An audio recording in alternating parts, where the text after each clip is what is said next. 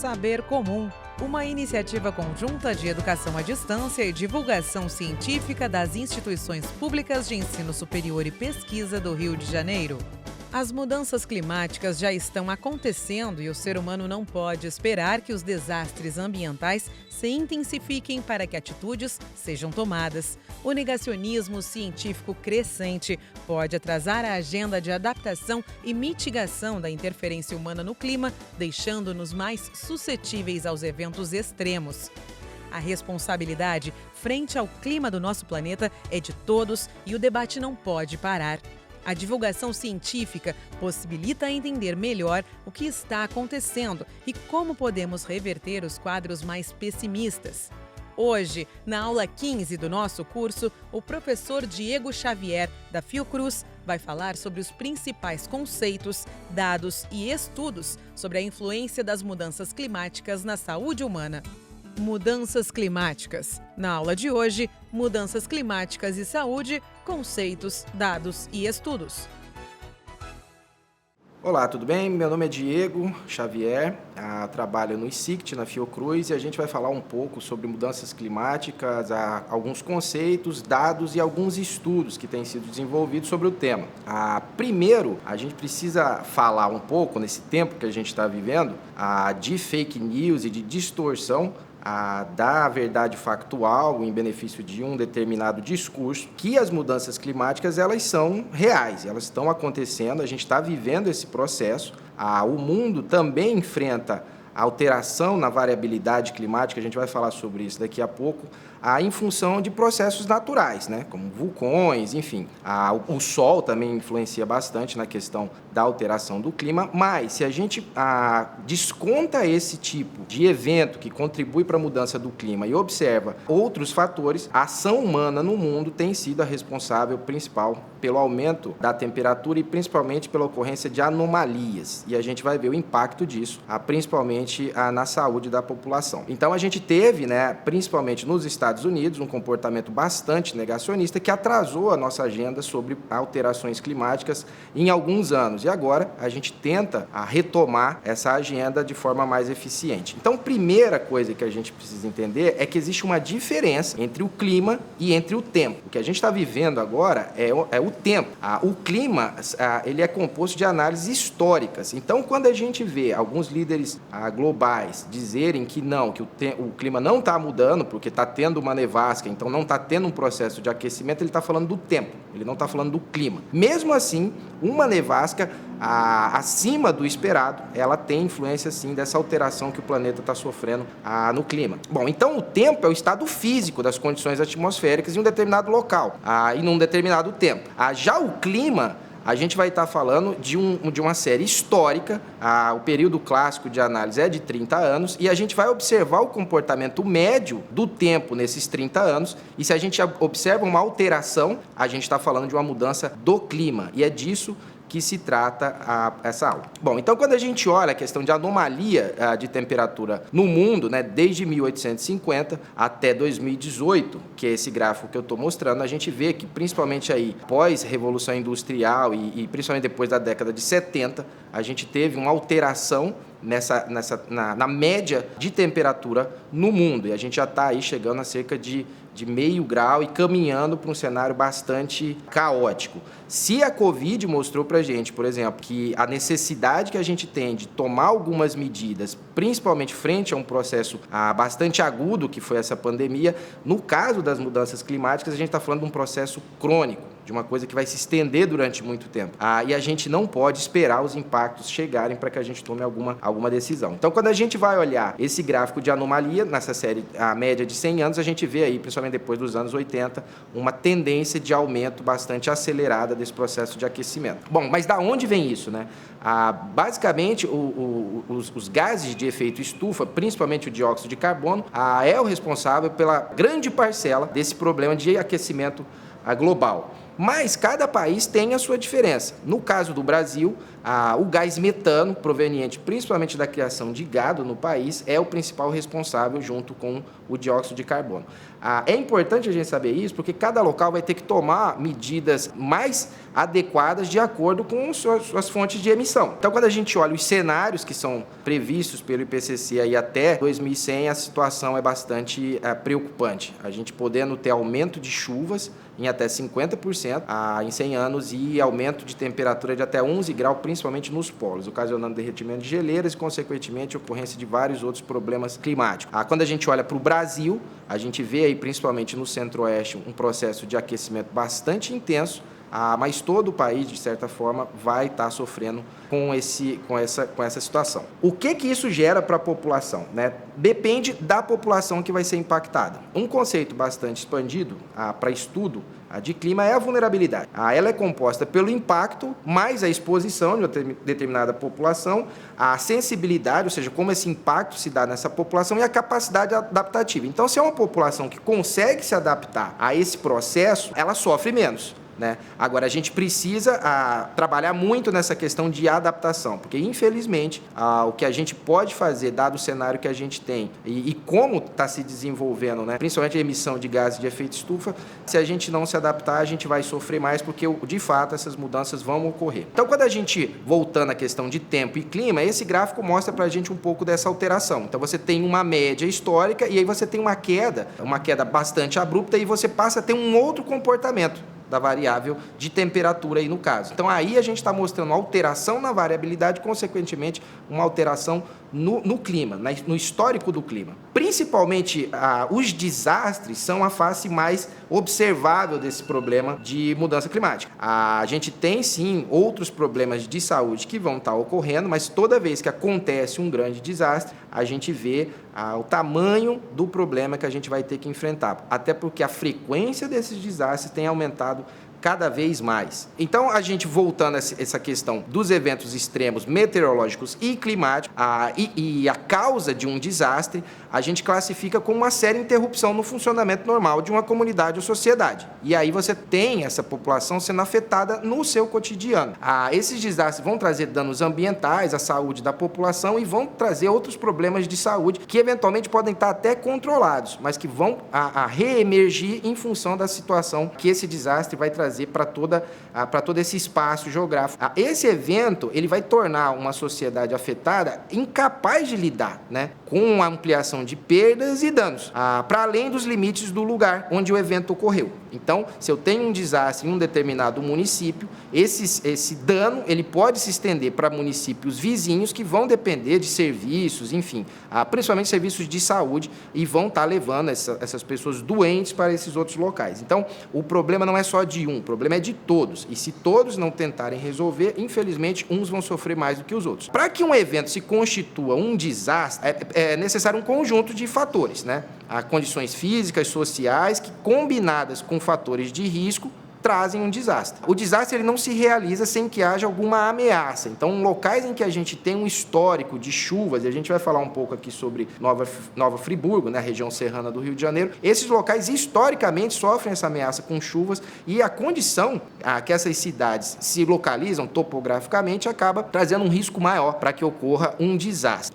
Então, as mudanças do clima vão trazer os impactos diretos, que são desastres, ondas de calor, seca. A gente tem a questão da expansão de área de transmissão de doenças vetoriais. Então, a gente já vê, por exemplo, em alguns locais muito altos, onde não existia dengue, a gente já começa a ver um padrão de ocorrência da doença em função do aquecimento. A gente tem um aumento de risco de doenças de veiculação hídrica, a questão da leptospirose com chuvas, e também a questão da potencialização do efeito da poluição na saúde. As principais linhas de pesquisa que a gente observa na área de saúde sobre impactos de mudanças climáticas, elas seguem basicamente 3 eixos. A gente tem os estudos de avaliação de vulnerabilidade das populações, a gente tem estudos observacionais internacionais retrospectivos, que eu vou apresentar alguns exemplos, e a gente tem os estudos de cenários de impacto, que foi as projeções do IPCC que eu já mostrei. Os principais temas de estudos nessas 3 linhas são a expansão da área de transmissão de doenças vetoriais, ocorrência de desastres, doenças respiratórias e poluição, ondas de calor e doenças cardiorrespiratórias, e a questão da vulnerabilidade social, ambiental e de saúde. O mundo hoje é extremamente conectado, então se a gente tem, e esse slide mostra um pouco isso, né? E a Covid também deixou isso bastante claro para a gente, se a gente tem uma determinada doença que reemerge em função de um comportamento climático, para que essa doença se espalhe por todo o mundo, isso acontece de forma muito rápida, né? A Covid mostrou isso para a gente. Em poucos meses, a doença saiu da China e atingiu todos os países do planeta. Se a gente continuar nesse sistema em que a gente tem aumento da temperatura e ocorrência de outros problemas de saúde que vão acontecer, esse sistema de conexão global que a gente tem vai fazer com que a gente tenha novas epidemias e, eventualmente, outras pandemias também. Esse é o modelo que o IPCC utiliza, né? Que foi do relatório de 2007, e aí ele vai falar sobre condições ambientais, condições sociais, sistemas de saúde, as exposições direta e indireta e a causa de rupturas econômicas. Tudo isso vai trazer impactos para a saúde. Essas linhas de influências mediadoras, elas permitem que a gente haja nessas etapas e evite que os impactos sejam maiores. Um outro modelo que aí eu acho que é um pouco mais adequado, principalmente para a realidade do Brasil, é esse modelo do McMichael, no qual ele vai estar apontando, né, a questão dos impactos, a questão da origem do evento, que vai ser esse evento que vai estar causando esse problema, e aí algumas etapas de mediação, né? O que a gente pode fazer, o que a gente está esperando que aconteça e o que a gente pode fazer. Então, por exemplo, a gente tem a questão da mudança climática, que também é em decorrência de uma degradação ambiental, contaminação, e vai afetar a pesca, a agricultura, e vai trazer insegurança alimentar, aumentar o número de desabrigados e de refugiados. Consequentemente, a gente vai ter a ocorrência de fome, desnutrição e doenças associadas, principalmente a questão de doenças mentais, que é um tema pouco estudado, que é difícil se estudar, mas que existem vários grupos de trabalho que têm feito análises retrospectivas para entender o tamanho do impacto da doença mental, por exemplo, na ocorrência do evento como foi o da região serrana do Rio de Janeiro. Bom, no Brasil a agenda avançou bastante, segundo esses 2 modelos, né? E a gente conseguiu estruturar, principalmente na década passada, sistemas de vigilância dentro do Ministério da Saúde que seguem esses modelos. Então, se a gente já sabe que existe um componente de risco para doenças respiratórias, o Ministério da Saúde criou o Vigiar, que é um departamento que tenta avaliar a qualidade do ar e os impactos nas doenças respiratórias. O Vigi Desastre, que também é um departamento que tenta observar a ocorrência de desastre. Então, a gente conseguiu estruturar a nossa agenda e, infelizmente, recentemente, a gente tem tido vários problemas e a desestruturação dessas agendas, principalmente pelo comportamento negacionista, como do presidente americano, que a gente viu no início da aula. Dado esses setores que a gente tem no Brasil, a gente continua trabalhando seguindo essa lógica, a gente tem esses 4 campos de estudos, né? A questão da água, dos desastres, os vetores e a poluição atmosférica. Várias oficinas foram realizadas com vários especialistas para a estruturação do observatório. E aí a gente tentou juntar esses dados, né, esses vários dados segundo esses temas, a consulta com os especialistas e criamos esse banco de dados. E aí a gente também criou uma rede de colaboração, pesquisadores, gestores, instituição, academia, produtores e usuários de dados, mais a participação da sociedade civil. E a gente precisa aumentar essa participação da sociedade civil, porque é daí que a gente vai conseguir alguma mudança para evitar o pior que está chegando. Dos sistemas que a gente tem de possibilidade de conseguir informação, a gente destaca aí a Agência Nacional de Águas, o Instituto Nacional de Meteorologia, o CEMADEM, que foi um instituto criado de forma reativa ao desastre que a gente teve na região serrana, o INPE, que infelizmente tem passado por um processo bastante difícil por conta da negação da ciência, e a NASA. E aí a gente tem esses dados climatológicos e meteorológicos, os dados de ocorrência de eventos, de desastres, por exemplo, a gente utiliza os dados da Defesa Civil e a gente tem os bancos de informação em saúde que ajudam a gente a entender principalmente os impactos indiretos a médio e longo prazo em decorrência de um desastre. O fluxo dessa informação, ela vem dos serviços de saúde, né, e aí passa para as secretarias municipais, que consolida essa informação, esse dado vai para a Secretaria Estadual e depois vai para o Ministério, onde é feita a análise e a disseminação dessa informação. Quanto mais eu desço nessa estrutura de captação de informação, nesse slide que eu estou mostrando, a maior é a capacidade de análise que eu tenho, mas é menor a comparabilidade e também a qualidade dos dados, porque quando eu subo nessa pirâmide, eu tenho sempre uma verificação e uma melhoria na consolidação dessa informação. E quanto melhor a informação que eu tiver, melhores são as análises e mais rápido eu consigo tomar uma intervenção direcionada, específica e de forma mais acertada. Mas isso leva tempo. Então, para que o dado saia da unidade de saúde e chegue até o Ministério, a gente acaba passando por um tempo que faz com que a gente perca a oportunidade de fazer uma intervenção num momento mais adequado. Mas a gente cria uma estrutura da informação mais acertada, principalmente para planejamento a longo prazo. E a gente precisa planejar. Se a gente não planeja, a gente acaba enfrentando o pior do problema e está a Covid aí que mostra isso para a gente. Faltou planejamento, faltou organização e se a gente não fizer isso com o clima, também a gente vai sofrer. Esses são os principais sistemas de informação que a gente tem no Brasil. Então, a gente tem informação aí desde de recursos financeiros os casos de óbito, de nascimento, de internação, atendimento ambulatorial. A gente tem avançado bastante, principalmente no Cadastro Nacional de Saúde. A pandemia trouxe como algum benefício para os sistemas de informação a capacidade da gente ter essa informação mais organizada e a gente espera que isso prossiga para que a gente consiga dados com mais qualidade. Então, a gente pode também combinar esses sistemas para criar os nossos indicadores, e esses indicadores podem se tornar índice. Aí a gente tem que tomar um pouco de cuidado, né? Quando a gente olha, por exemplo, nesse mapa, a questão do IDH, se eu estou comparando o interior do Nordeste com uma população indígena no interior do Amazonas, esse índice pode trazer para mim uma distorção do que eu vou chamar de qualidade de vida, né? A qualidade de vida de um indígena que vive dentro da floresta sem ser incomodado pelo homem branco, ele é muito maior do que um sertanejo que vive no interior do Nordeste e não tem nem água. Então, quando for trabalhar com esses indicadores e índices, muito cuidado para não falar besteira. Aqui são alguns dados que o INPE disponibiliza para a gente estar buscando informações de séries históricas de dados de clima. Esse sistema ainda está online, a gente espera que ele continue. O sistema se chama Projeta, do CPTEC, e aí a pessoa consegue extrair informações do seu município, de séries climáticas, séries meteorológicas que possibilitam você fazer uma análise de alteração ou não do clima no seu município, na sua região. A gente está entrando num processo bastante interessante do ponto de vista de dados, né? Todos esses dados que eu falei, a gente chama de dados estruturados, né? Então, a gente tem esse dado já tabelado, a gente faz o download e vai trabalhar com ele. Mas a gente está entrando nessa era de dados não estruturados. E é um pouco mais difícil, mas a gente vai ter muito mais informação. Então, por exemplo, se você vai a uma farmácia e você dá o seu CPF, esse dado vai para algum local. É possível recuperar esses dados, trabalhar com esses dados e criar hipóteses e estudos ainda mais eficientes e direcionados com base nessa informação. Então, para os próximos anos, a tendência é que a gente consiga combinar, aumentar esse volume de dados, combinar essas informações e trazer resultados mais adequados para os gestores tomarem suas decisões, para a academia pesquisar e inovar e principalmente para a sociedade estar monitorando e participando dessas decisões que a gente precisa tomar juntos. Bom, alguns estudos que têm sido feitos, né? A questão dos desastres, muita coisa tem saído sobre desastres e a frequência desses desastres no Brasil tem aumentado. A gente teve o furacão Catarina em 2004, o primeiro furacão do Atlântico Sul. A região do Rio Grande do Sul também sofreu muito com chuvas em 2007, e o Rio Grande do Sul também em 2008. O Rio de Janeiro sofreu muito, Niterói em 2010 com chuvas e a região serrana em 2011. E Manaus é um caso à parte. Manaus, a cheia do Rio Negro histórica, ela datava de 1953 e as pessoas construíam suas casas em palafitas considerando essa cheia. Em 2009, a gente teve uma cheia que superou essa cheia de 1953.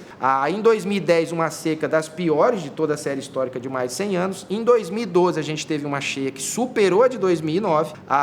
E aí, agora, em 2020, de novo, a gente teve uma cheia chegando aí a quase 30 metros. Então, um evento que se demorava mais de 50 anos para estar ocorrendo, ele está ocorrendo de forma bastante frequente. E isso também é um reflexo da mudança que o clima está sofrendo. Mas, quando a gente pensa na questão só do clima, a gente precisa entender que existe todo um contexto por trás. Esse slide, por exemplo, apresenta um pouco essa questão, né? Que o clima está louco, mas a gente tem feito com que o clima fique assim. Do lado esquerdo, a gente tem um rebanho bovino, ocupação de gado na Amazônia em 1974. Do lado direito, eu tenho a ocupação do rebanho bovino na Amazônia em 2006. E isso tem aumentado. No governo atual, esse processo de ocupação da Amazônia, de qualquer forma, tem levado elevado às piores queimadas que a gente já teve, o clima mais seco e mais quente tem contribuído também, mas todo esse processo de degradação, principalmente por questões macroeconômicas, é que tem influenciado toda essa alteração do clima no planeta. E isso traz dano econômico também. Esse é um estudo sobre projeção de conforto térmico, então a tendência é que as pessoas se incomodem ainda mais para trabalhar, a gente tem que investir ainda mais, principalmente em ambientes refrigerados, e as pessoas que trabalham ao ar livre vão diminuir a sua produção. Isso tudo é reflexo de perca de dinheiro. Então, investir para que as mudanças climáticas não ocorram também é um investimento para que se tenha lucro no futuro. No Brasil, a gente tem uma ocorrência de desastres bastante acentuada, esse mapa mostra isso para a gente, principalmente secas no Nordeste, inundações no Sul e na região amazônica, também no litoral do Sudeste. Esse gráfico mostra um pouco para a gente a questão da ocorrência de óbitos, que são as barras, e o número de afetados. Então, necessariamente, o número de afetados não tem uma relação tão direta com o número de óbitos, mas em vários dos eventos a gente observa essa situação. Aqui eu tenho já os desastres distribuídos segundo a classificação do WERD, que é um centro estratégico de redução de riscos de desastres. Então, a gente tem as inundações, principalmente os desastres hidrológicos na região norte. A gente tem os desastres geológicos, que são deslizamentos na região sudeste, um pouco também na região norte. A gente tem os desastres meteorológicos, e a gente está falando de ciclones e vendavais, principalmente no centro-oeste e no sul. E na região nordeste, a ocorrência de muitas secas, né? Os desastres, eles trazem um impacto imediato, né? Que principalmente são os danos, né? Fraturas, óbitos, e em algumas semanas a gente vê os impactos no processo de recuperação, e aí já são impactos indiretos, né? Doenças que podem estar acontecendo, surtos, e a longo prazo, principalmente a questão da saúde mental. E aí a gente tem que acompanhar essa população por meses ou anos. A frequência dos desastres e a ocorrência dos afetados é o que a gente vai chamar de vulnerabilidade. Então, se eu tenho uma ocorrência de um evento climático extremo em uma determinada localidade, mas eu não tenho pessoas afetadas, eu não tenho óbitos, eu não tenho pessoas que ficam doentes, é porque eu tenho uma população resiliente. Aí a gente volta naquele conceito de vulnerabilidade. População exposta, o tamanho do impacto e como as pessoas vão lidar com essa situação. Agora, se eu tenho ocorrência de evento, uma população que não está preparada, lamentavelmente eu vou ter um número maior de afetados. Os desastres de origem climatológica, principalmente as secas, são os mais frequentes no país, né? A gente tem cerca de metade dos desastres são relacionados à seca, e também acabam afetando a maior parte da população, embora a taxa de mortalidade, o número de pessoas que vão morrer por conta de uma seca é muito menor do que um deslizamento de terra. A região serrana foi atingida em 2011 de forma bastante intensa pelo desastre. Mas, quando a gente vai ver as pessoas que sofreram, a gente olhando outros indicadores, os municípios que tinham problemas adjacentes, por exemplo, os municípios com as maiores taxas de mortalidade por causas externas, a gente está falando também de violência, os municípios que tinham a população com menor razão de dependência, ou seja, eu tenho mais idosos e crianças que não estão em idade de trabalhar, os municípios com maior taxa de doença circulatória, com maior mortalidade infantil e com menor percentual de água encanada, por exemplo, foram os municípios que sofreram mais. Então, você já tinha um problema de saúde bastante grave, o desastre veio e amplificou esse problema. A gente vê isso também no caso da Covid. Municípios mais pobres, com maior dificuldade, são os que estão sofrendo mais. Em Santa Catarina, a gente viu esse processo de ocorrência de impactos imediatos.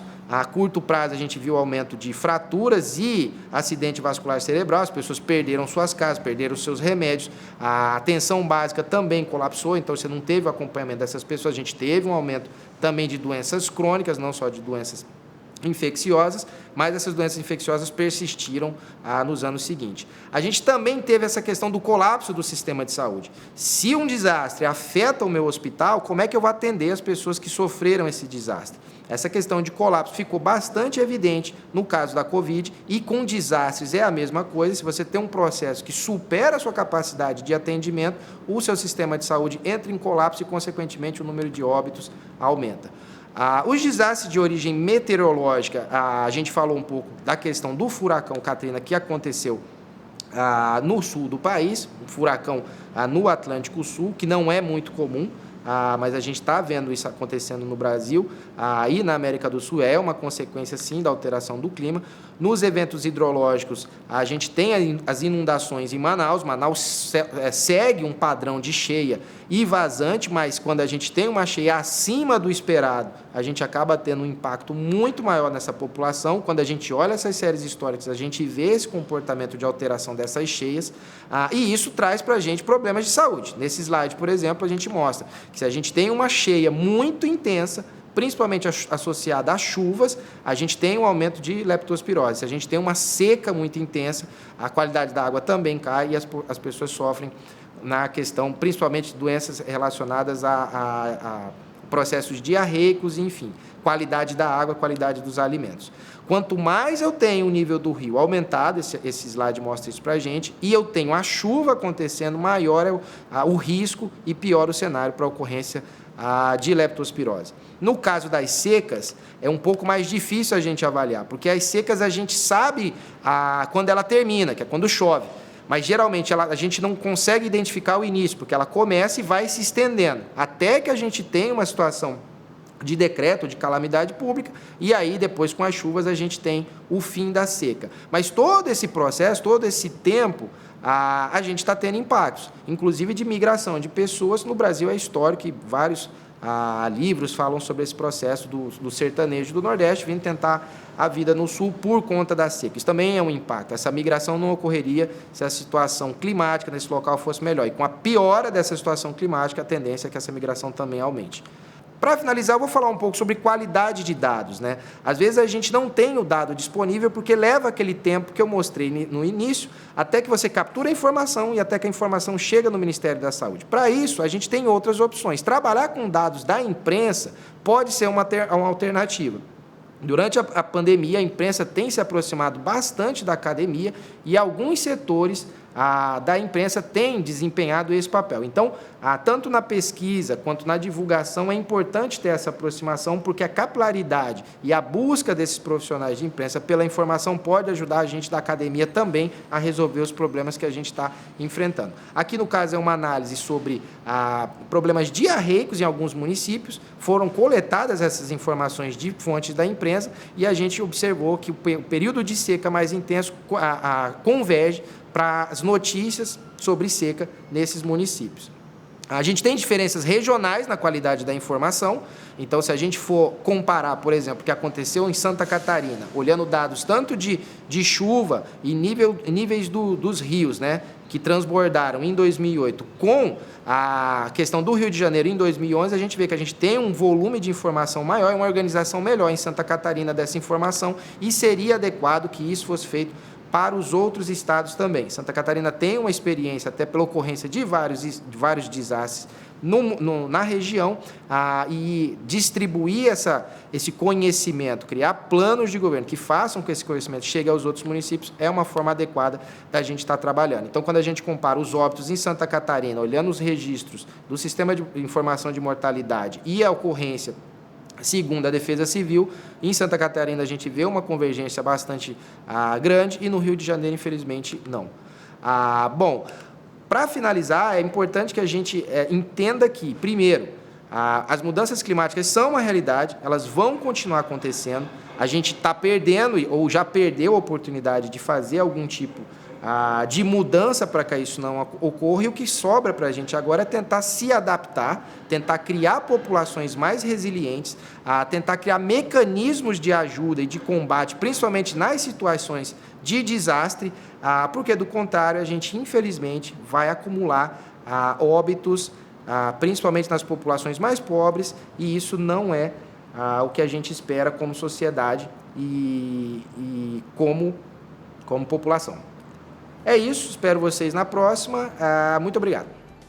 Na aula de hoje, aprofundamos nos principais conceitos, dados e estudos sobre a ação da mudança climática em nossa saúde.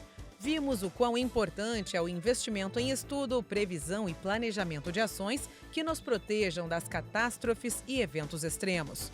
A ação deve ser coletiva e abarcar todos os setores. Só assim estaremos preparados para o que está por vir. Na próxima aula, continuaremos nesse assunto, debatendo os efeitos das mudanças climáticas nos sistemas de saúde e as desigualdades sociais provenientes. Até lá!